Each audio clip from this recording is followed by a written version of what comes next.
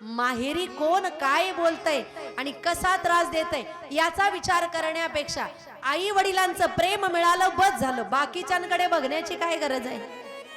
असंही बाकीच्यांना आपण गेल्यानंतर आनंद व्हावा नाही तर नाही हो, माहेर का जोडायचं. कारण काही पात्र असे असतात आपल्या माहेरामध्ये ज्या ठिकाणी आपण गेल्यानंतर त्यांना अजिबात आवडत.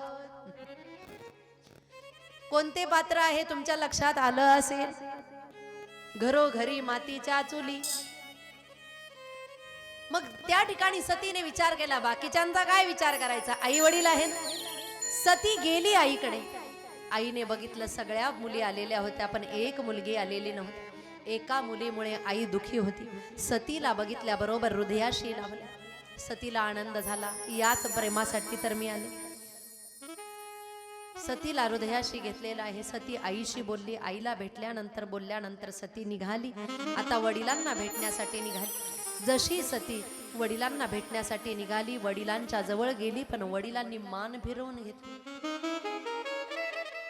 सगळ्या देवतांना वेगवेगळा भाग ठेवलेला सतीने त्या ठिकाणी बघितला, पण महादेवाला कोणत्याही प्रकारचा भाग ठेवलेला सतीला दिसला नाही.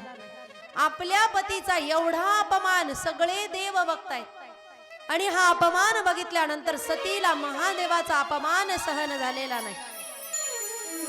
स्त्रीला एक वेळ स्वतःचा अपमान झाला तर तो सहन करता आला पाहिजे, पण पतीचा अपमान झालेला कोणत्याही स्त्रीने सहन करू. कारण पतीचा अपमान तोच आपला अपमान आणि पतीचा सन्मान तोच आपला सन्मान. मग ते माहेर असो किंवा सासर असो. सतीने बघितलं आपल्या पतीचा हा अपमान आहे. सती त्या ठिकाणी यज्ञ कुंडाच्या जवळ गेली आणि सतीने बोलायला सुरुवात केली, हे पिताश्री, पद काय मिळालं, तुमचं सगळं वागणं बदललं. तुम्ही महादेवाचा अपमान केला. ज्या महादेवासारखे देव त्रैलोक्यामध्ये नाही, ज्यांचा कुणीच स्वीकार करत नाही, त्यांचा स्वीकार महादेवाने केलेला आहे. विंचू रडत होते. म्हटले कुणीही बघितलं की आम्हाला ठेचून टाकतं, मारून टाकतं. का बनवलं आम्हाला महादेवाने? विंचवांना घेतलं, स्वतःच्या कानाचे कुंडल बनवलं. सर्प सुद्धा दुखी होते, सर्पांना घेतलं, गळ्यातला हार बनवून घेतला. भूत प्रेत म्हणायला लागले आमच्या जवळ कुणीही येऊन राहत नाही. महादेव म्हटले मी येऊन राहतो.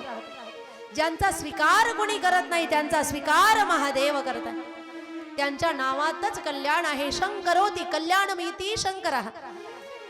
असे अवढरदानी आशुतोष असणाऱ्या महादेवाचा अपमान तुम्ही केलेला आहे. हा अपमान मला सहन होणार नाही. तुमचं रक्त माझ्या शरीरामध्ये आहे. एका शिव द्रोह्याचं रक्त माझ्या शरीरामध्ये असणं सुद्धा मला मान्य नाही. हे शरीर सुद्धा मला मान्य नाही. म्हणून सती गेलेली आहे यज्ञकुंडाच्या जवळ. मनोमन सतीने भगवान परमात्म्याचं रामप्रभूंचं चिंतन केलं. विनंती केली की जन्मोजन्मी मला महादेव हेच पती रूपाने मिळाले पाहिजे. ज्या अर्थी सती प्राण सोडण्याच्या आधी भगवान रामप्रभूंचं चिंतन करत आहे, त्याआधी भगवान परमात्म्याच्या अस्तित्वाला सतीने मान्य केलेलं आहे. महादेव म्हटले माझे इष्टदेव आहे. सती म्हटली परीक्षा बघायला गेली, पण त्या सतीने आज मान्य केलेलं आहे. म्हणूनच सती भगवान परमात्म्याला म्हणते, रामप्रभूंना म्हणते, प्रभो मला जन्मोजन्मी महादेव हेच पती रूपाने प्राप्त झाले पाहिजे. आणि सतीने महादेवाचं स्मरण केलं.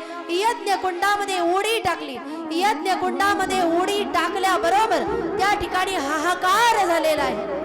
हाहाकार हाहाकार भयहु सकल महाराकार.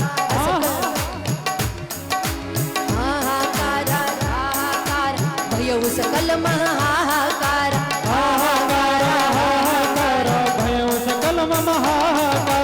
समाचार जब शंकर पाय, वीरभद्र करी कोप पटाय.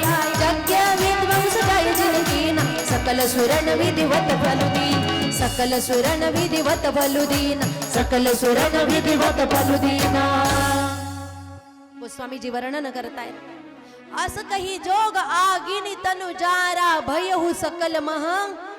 हाहाकार हाहाकार झालेला आहे. आणि जसा हाहाकार झाला महादेवाला बातमी कळाली. महादेवाला बातमी कळाल्याबरोबर त्या ठिकाणी वीरभद्राला प्रकट केलेला आहे. जटा आपटल्या बरोबर वीरभद्र प्रकट झाले. वीरभद्राला आदेश दिला, जा दक्षाचा सर्व यज्ञ विध्वंस करा.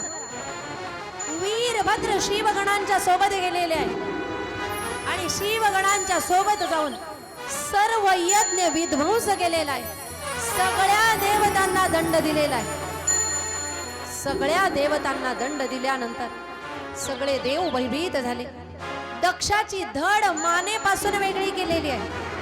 दक्ष मरणासन्न अवस्थेमध्ये पडलेला आहे.